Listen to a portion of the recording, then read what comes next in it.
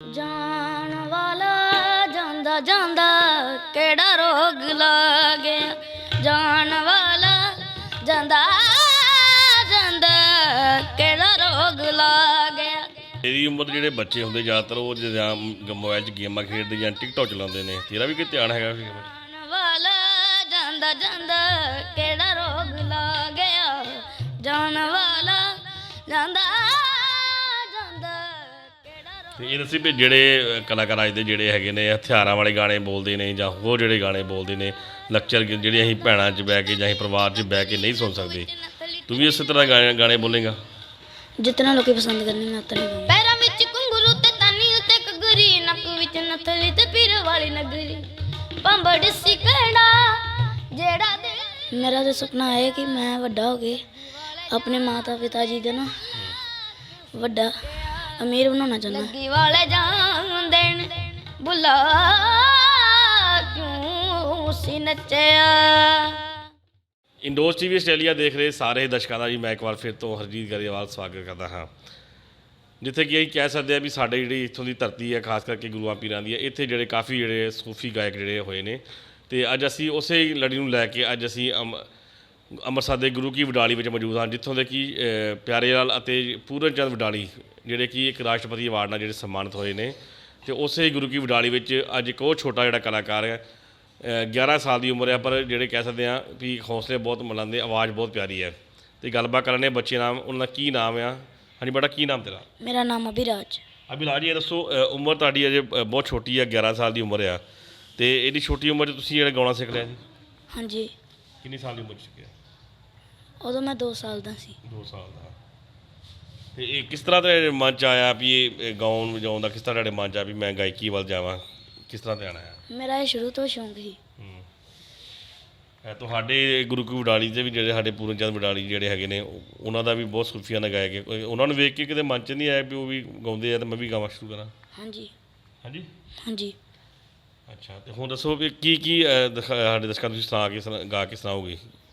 ਮੈਂ ਬੁੱਲਾ ਸੌਂਗ ਸੁਣਾ ਸਕਦਾ। ਠੀਕ ਹੈ ਜੀ, ਸੁਣਾਓ, ਸਾਡੇ ਬੁੱਲਾ ਸੁਣਾਓ। ਬੈਠਾ ਹੋਵੇ ਜੇ ਸ਼ਾਇਨਾ ਅੱਗੇ ਬੁੱਲਾ ਕਰਕੇ ਰਿਸ਼ਿੰਗਾਰ ਨੱਚੇ, ਪੱਥਰ ਪਿਘਲ ਕੇ ਕਿਉਂ ਨਾ ਹੋਣ ਪਾਣੀ, ਜਦੋਂ ਸਾਹਮਣੇ ਆ ਹਿਰਦਿਆ ਨੱਚੇ, ਜਦੋਂ ਸਾਹਮਣੇ ਆ ਹਿਰਦਿਆ ਨੱਚੇ। ਪੈਰਾਂ ਵਿੱਚ ਘੁੰਗਰੂ ਤੇ ਤਾਨੀ ਉੱਤੇ ਘਗਰੀ, ਨੱਕ ਵਿੱਚ ਨਥਲੀ ਤੇ ਪੀਰ ਵਾਲੀ ਨਗਰੀ,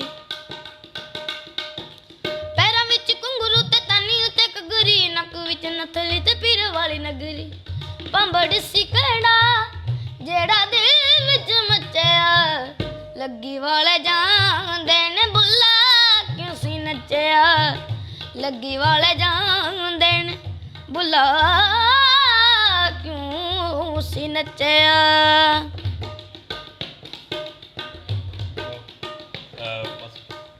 ਬੇਟਾ ਵਾਕਿਆ ਆਵਾਜ਼ ਤੇਰੀ ਬਹੁਤ ਪਿਆਰੀ ਆ, ਬਹੁਤ ਵਧੀਆ ਤੂੰ ਗਾਉਂਦਾ ਸੂਫੀਆਂ ਨਾਲ, ਖਾਸ ਕਰਕੇ ਸੂਫੀਆਂ ਨਾਲ ਬਹੁਤ ਸੋਹਣਾ ਲੱਗਦਾ। ਇਹ ਦੱਸੋ ਕਿ ਜਿਹੜਾ ਉਸਤਾਦ ਤੁਹਾਡੇ ਕਿਹੜੇ ਹੈਗੇ ਨੇ? ਮੇਰੇ ਉਸਤਾਦ ਬਾਲੀ ਸਰ ਵੀ ਹਨ, ਪਰ ਮੈਂ ਸ਼ੁਰੂ ਤੋਂ ਆਪਣੇ ਪਿਤਾ ਜੀ ਕੋਲ ਹੀ ਸਿੱਖਦਾ ਰਿਹਾ। ਪਿਤਾ ਜੀ ਸਿੱਖਿਆ। ਅਸੀਂ ਦੇਖਿਆ ਵੀ ਪਿਤਾ ਜੀ ਤੁਹਾਡੇ ਆਟੋ ਚਲਾਉਂਦੇ ਨੇ ਨਾਲ ਨਾਲ, ਅਤੇ ਨਾਲ ਦੇ ਨਾਲ ਤੁਹਾਨੂੰ ਜਿਹੜੀ ਆ ਕਿ ਗਾਇਕੀ ਵੀ ਸਿਖਾਉਂਦੇ ਨੇ। ਕਿਸ ਤਰ੍ਹਾਂ ਦੋਵੇਂ ਮੇਨਟੇਨ ਕਰ ਲੈਂਦੇ ਨੇ? ਕਿਸ ਤਰ੍ਹਾਂ ਸਿਖਾ ਲੈਂਦੇ ਵੀ ਨਾਲ ਵਿੱਚ ਆਟੋ ਵੀ ਚਲਾਉਂਦੇ ਆ? ਜਦੋਂ ਕੰਮ ਤੋਂ ਆਉਂਦੇ ਉਦੋਂ ਫਿਰ ਮੇਰਾ ਪ੍ਰੈਕਟਿਸ ਕਰਵਾ ਦਿੰਦੇ। ਅਤੇ ਇਹ ਦੱਸੋ ਵੀ ਹੋਰ ਪਰਿਵਾਰ 'ਚ ਹੋਰ ਵੀ ਕੋਈ ਪਰਿਵਾਰ 'ਚ ਤੁਹਾਡੇ ਗੀਤ ਗਾਣੇ ਦਾ ਸੌਂਗ ਬੋਲਦਾ ਵੀ? ਹਾਂ। ਕੌਣ? ਮੇਰੇ ਭਾਜੀ ਨੇ, ਉਹਨਾਂ ਦਾ ਨਾਮ ਹੈ ਰਾਮ ਅਲੀ, ਉਹਨਾਂ ਕੋਲ ਵੀ ਮੈਂ ਕਈ ਵਾਰ ਸਿੱਖ ਲੈਂਦਾ। ਅਤੇ ਗੱਲ ਕਰੀਏ ਗਾਇਕੀ ਦੀ, ਗਾਇਕੀ ਜਦੋਂ ਤੁਸੀਂ ਸਿੱਖਦੇ ਜੇ ਬਾਹਰ ਅਤੇ ਫੀਸ ਵਗੈਰਾ ਦੇਣੀ ਪੈਂਦੀ ਆ, ਅਤੇ ਕਿੰਨੇ ਕੁ ਘਰ ਦੇ ਹਾਲਾਤ, ਜਿਵੇਂ ਦੇਖਿਆ ਸੀ ਵੀ ਤੁਹਾਡੇ ਪਿਤਾ ਜੀ ਆਟੋ ਚਲਾ ਕੇ ਮਿਹਨਤ ਕਰਕੇ ਤੁਹਾਡਾ ਪਰਿਵਾਰ ਪਾਲਦੇ ਨੇ, ਅਤੇ ਕਿਸ ਤਰ੍ਹਾਂ ਤੁਸੀਂ ਫਿਰ ਫੀਸ ਦੇ ਕਿਸ ਤਰ੍ਹਾਂ ਮੇਨਟੇਨ ਕਰ ਲੈਂਦੇ? ਫੀਸ ਵਗੈਰਾ ਦੇ ਲੈਂਦੇ ਹਰ ਮਹੀਨੇ? ਨਹੀਂ, ਕਈ ਮਹੀਨੇ ਰੁਕਿਆ ਰਹਿੰਦੇ। 2-4 ਮਹੀਨੇ ਹੋ ਗਏ, 4 ਮਹੀਨੇ ਹੋ ਗਏ ਜਿਹਦੇ ਇਹ ਦੱਸੋ ਵੀ ਗਾਇਕੀ ਦੇ ਨਾਲ ਨਾਲ ਪੜ੍ਹਾਈ ਦੱਸੋ ਕਿਹੜੀ ਕਲਾਸ 'ਚ ਪੜ੍ਹਦੇ ਜੇ ਤੇ ਪੜ੍ਹਾਈ ਕਿਸ ਤਰ੍ਹਾਂ ਪੜ੍ਹਾਈ ਵੀ ਨਾਲ ਨਾਲ ਕਰਦੇ, ਕੋਈ ਮੁਸ਼ਕਲ ਨਹੀਂ ਕਦੀ ਆਉਂਦੀ ਪੜ੍ਹਾਈ 'ਚ ਵੀ? ਨਹੀਂ ਕਿਹੜੀ ਪੜ੍ਹਾਈ ਕਲਾਸ 'ਚ ਚ ਪੜ੍ਹਦੇ ਜੀ? ਮੈਂ 4th ਕਿਹੜੇ ਸਕੂਲ? SGH ਆਦਰਸ਼ ਸਕੂਲ। ਤੇ ਇਹ ਦੱਸੋ ਸਾਡੇ ਦਰਸ਼ਕਾਂ ਨੂੰ ਹੋਰ ਕੀ ਸੁਣਾਓਗੇ, ਹੋਰ ਦੋ ਲੈਣਾ ਕਿ ਗਾਇਕ ਗੀਤ ਦੀਆਂ ਸੁਣਾਓ। ਜਾਣ ਵਾਲਾ ਜਾਂਦਾ ਜਾਂਦਾ ਜਾਣ ਵਾਲਾ ਜਾਂਦਾ ਜਾਂਦਾ ਕਿਹੜਾ ਰੋਗ ਲੱਗ ਗਿਆ, ਜਾਣ ਵਾਲਾ ਜਾਂਦਾ ਜਾਂਦਾ ਕਿਹੜਾ ਰੋਗ ਲੱਗ ਗਿਆ, ਪਾਲੀ ਪਾਲੀ ਜ਼ਿੰਦਗੀ ਨੂੰ ਰਾਣਾ ਪੱਲੇ ਪਾ ਗਿਆ, ਜਾਣ ਵਾਲਾ ਜਾਂਦਾ ਜਾਂਦਾ ਕਿਹੜਾ ਰੋਗ ਲੱਗ ਗਿਆ, ਜਾਣ ਵਾਲਾ ਜਾਂਦਾ ਜਾਂਦਾ ਕਿਹੜਾ ਰੋਗ ਲੱਗ ਗਿਆ। ਬਹੁਤ ਵਧੀਆ ਆਵਾਜ਼ ਆ। ਤੇ ਗੱਲ ਕਰੀਏ ਤੇਰੀ ਉਮਰ ਦੇ ਜਿਹੜੇ ਬੱਚੇ ਹੁੰਦੇ ਜ਼ਿਆਦਾਤਰ ਉਹ ਜਾਂ ਮੋਬਾਈਲ 'ਚ ਗੇਮਾਂ ਖੇਡਦੇ ਜਾਂ ਟਿਕਟੋਕ ਚਲਾਉਂਦੇ ਨੇ, ਤੇਰਾ ਵੀ ਕੋਈ ਧਿਆਨ ਹੈਗਾ ਉਸ ਗੇਮਾਂ 'ਚ? ਨਹੀਂ ਅੱਛਾ, ਮਤਲਬ ਤੇਰਾ ਜਿਹੜਾ ਗਾਇਕੀ ਵਾਲਾ ਖਾਸ ਕਰਕੇ ਸੂਫੀਆਂ ਦਾ ਜਿਹੜੀ ਗਾਇਕੀ ਨੂੰ ਉਹ ਬਹੁਤ ਪਸੰਦ ਕਰਦਾ ਵਾ ਹੈ। ਹਾਂਜੀ। ਤੇ ਇਹ ਦੱਸੋ ਵੀ ਸਕੂਲ 'ਚ ਵੀ ਕਦੀ ਮਿਲਦਾ ਗਾਉਣ ਵਾਸਤੇ, ਜਦੋਂ ਕਦੀ ਕਲਾਸ 'ਚ ਮੈਡਮ ਬੋਲਦੀ ਆ ਉਦੋਂ ਵੀ ਕਲਾਸ 'ਚ ਗਾਉਂਦੇ ਜੀ? ਹਾਂ। ਅੱਛਾ, ਇਹ ਦੱਸੋ ਪਰਿਵਾਰ ਦੀ ਕਿੰਨੀ ਸਪੋਰਟ ਆ, ਮਾਤਾ ਪਿਤਾ ਦੀ ਤੈਨੂੰ ਕਿੰਨੀ ਸਪੋਰਟ ਮਿਲਦੀ ਨਾਲ? ਮਾਤਾ ਪਿਤਾ ਦੀ ਤੇ ਬਹੁਤ ਜ਼ਿਆਦਾ ਸਪੋਰਟ ਮਿਲਦੀ ਪਈ। ਤੇ ਸੁਪਨਾ ਕੀ ਹੈ ਤੇਰਾ, ਸੁਪਨਾ ਕੀ ਰੱਖਿਆ ਵਾ ਵੀ ਵੱਡੇ ਹੋ ਕੇ ਕਿਸ ਤਰ੍ਹਾਂ ਪਰਿਵਾਰ ਦਾ ਪਾਲਣ ਪੋਸ਼ਣ ਕਰਨਾ ਵਾ, ਕਿਸ ਤਰ੍ਹਾਂ ਨਾਮ ਚਮਕਾਉਣਾ ਆਪਣੇ ਮਾਤਾ ਪਿਤਾ ਦਾ? ਮੇਰਾ ਤਾਂ ਸੁਪਨਾ ਹੈ ਕਿ ਮੈਂ ਵੱਡਾ ਹੋ ਕੇ ਆਪਣੇ ਮਾਤਾ ਪਿਤਾ ਜੀ ਦੇ ਨਾ ਵੱਡਾ ਅਮੀਰ ਬਣਾਉਣਾ ਚਾਹੁੰਦਾ। ਤੇ ਕਿਸ ਤਰ੍ਹਾਂ ਬਣੇਗਾ ਅਮੀਰ? ਵੱਡਾ ਕਲਾਕਾਰ ਬਣ ਕੇ।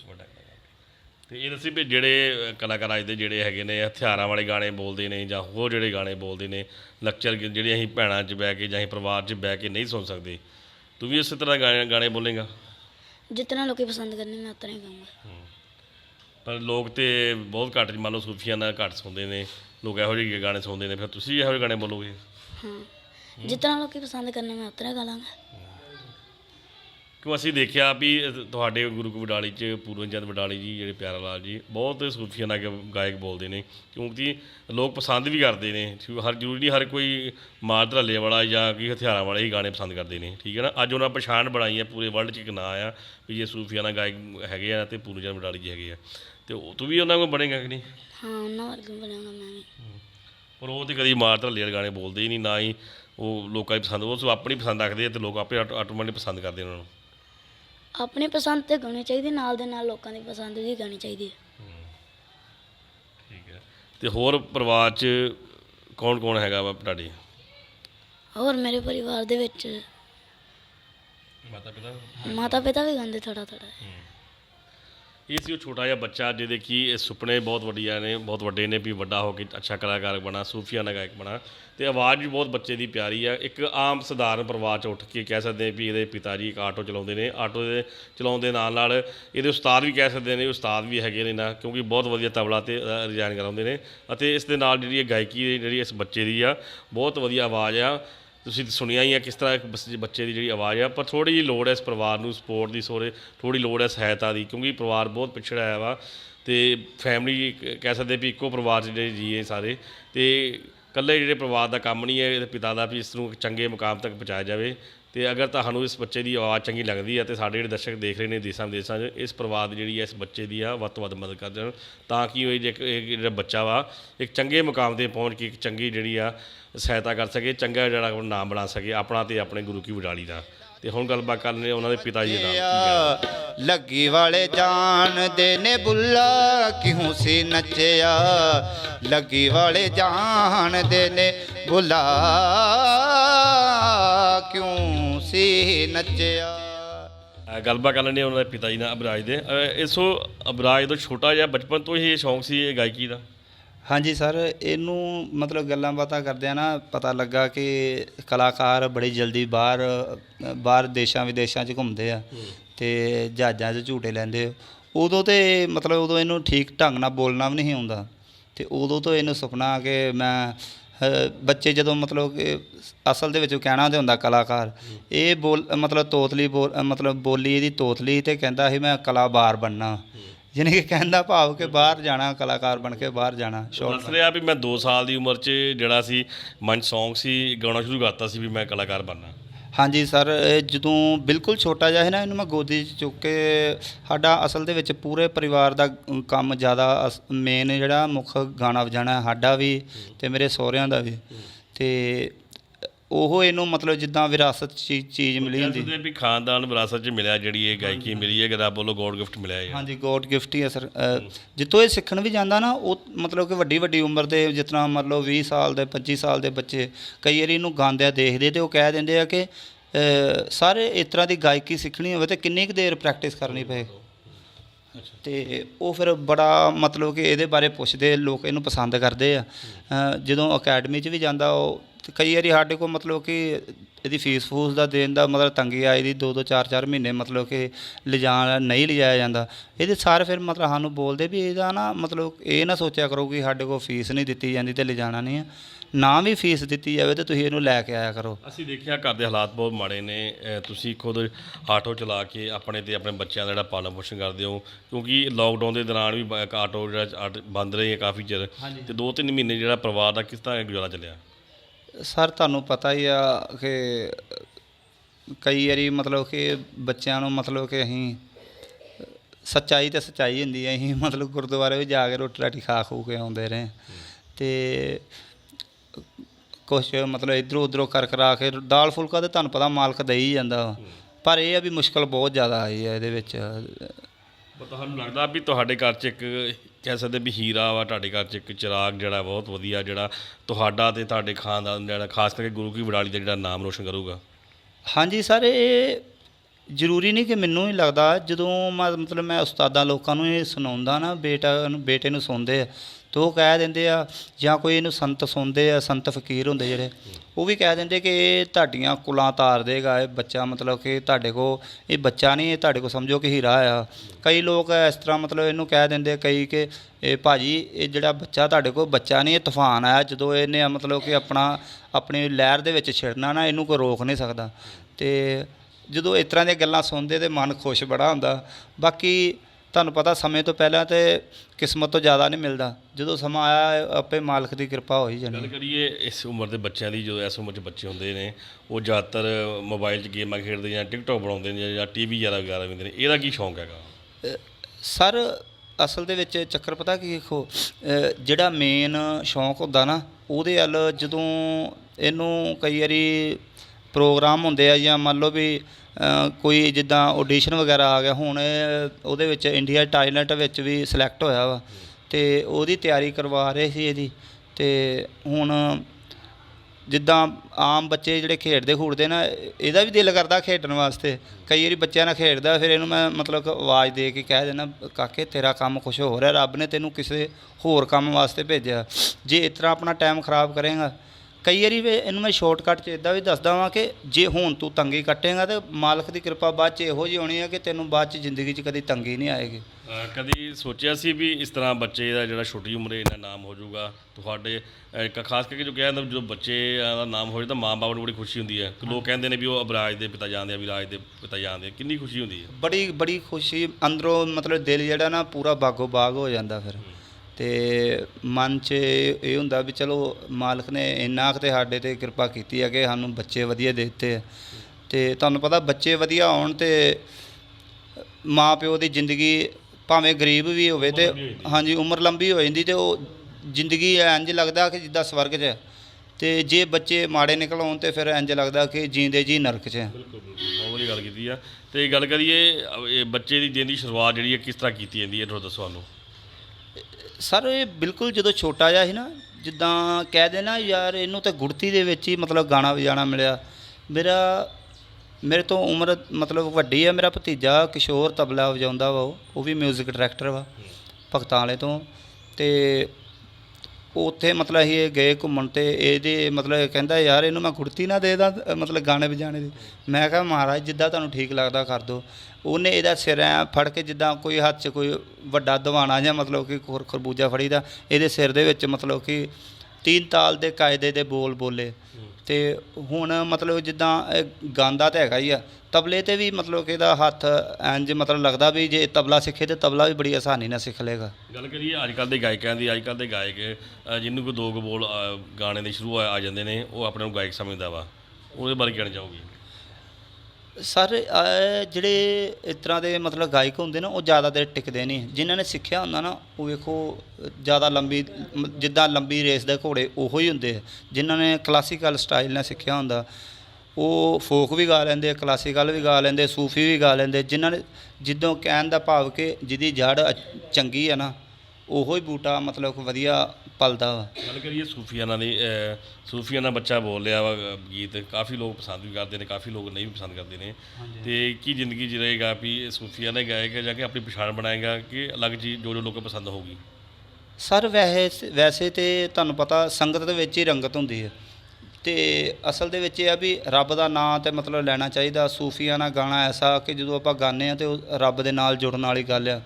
ਤੇ ਜੇ ਆਪਾਂ ਸੂਫੀ ਸੌਂਗ ਗਾਉਂਦੇ ਹਾਂ ਤੇ ਉਹ ਸਿੱਧਾ ਮਤਲਬ ਕਿ ਰੱਬ ਦੇ ਨਾਲ ਤਾਲਮੇਲ ਹੋ ਜਾਂਦਾ। ਜਿੱਦਾਂ ਤੇ ਇਹ ਰਾਗ ਇੱਕ ਤੁਹਾਨੂੰ ਪਤਾ ਐਸੀ ਚੀਜ਼ ਆ ਕਿ ਜਾਨਵਰਾਂ 'ਤੇ ਵੀ ਅਸਰ ਹੋ ਜਾਂਦਾ ਤੇ ਬੰਦੇ 'ਤੇ ਤੁਹਾਨੂੰ ਪਤਾ ਸਮਝਣ ਵਾਲੀ ਚੀਜ਼ ਹੈ। ਬੰਦੇ ਨੂੰ ਰੱਬ ਨੇ ਬੁੱਧੀ ਵੀ ਦਿੱਤੀ ਆ, ਜਦੋਂ ਉਹਦਾ ਅਸਰ ਹੁੰਦਾ ਤੇ ਬੰਦਿਆਂ 'ਤੇ ਵੀ ਹੁੰਦਾ, ਸਭ 'ਤੇ ਹੁੰਦਾ।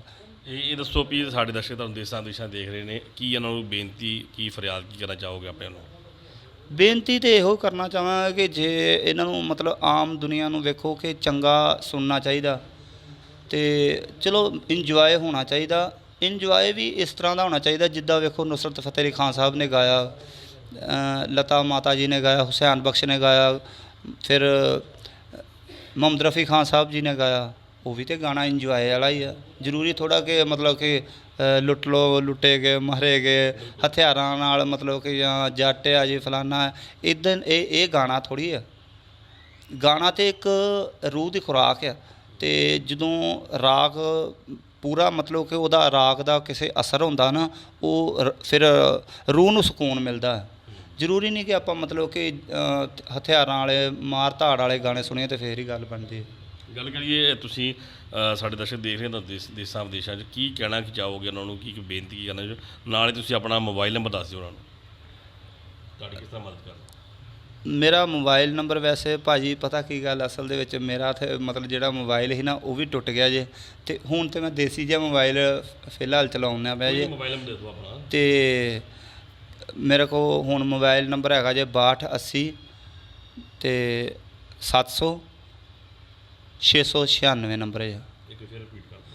6280 700 ਪੂਰਾ ਜਾਨੀ ਕਿ 700 796।